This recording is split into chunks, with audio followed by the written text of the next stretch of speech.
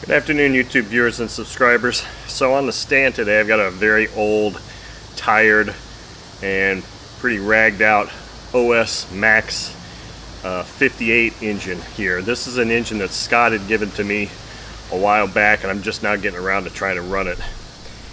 It's got some issues. It has an air bleed carb, but I noticed today that the screw for the carb is completely sheared off right at the carb there. But it looks like it's still covering about 50% of the opening. Now I could go through the pain and trouble of trying to get that screw out and replace it, but quite honestly this engine isn't really worth the effort. So I think with that setting there it'll probably run okay. This is also the engine that was really broken out around the exhaust port. So as you can see, I fitted my little twin-legged exhaust here, which is not going to provide any kind of baffling at all. It's just going to provide maybe a little bit of back pressure. So I've got a Fox idle bar glow plug in here. I just grabbed a 12.6 prop, not knowing really what else to put on this engine. And I've got some Omega 5% fuel here. Now this engine's got decent compression. I might actually try and hand start it, but more than likely I'm going to use the electric starter on it. This is probably going to be one of these things where I run this engine this one time and then retire it, and then that's it. Basically just as a means to add this particular engine to the database. So let's see if she'll run.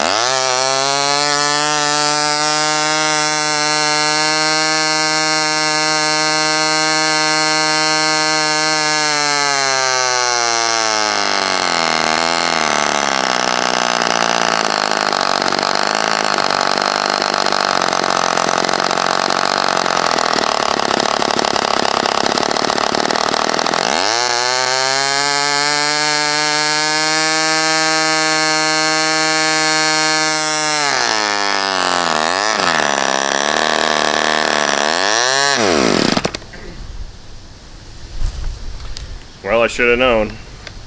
The 50-plus-year-old OS engine would still run, and still run quite well, despite its condition.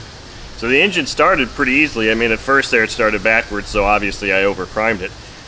Within a few other flicks, it was running.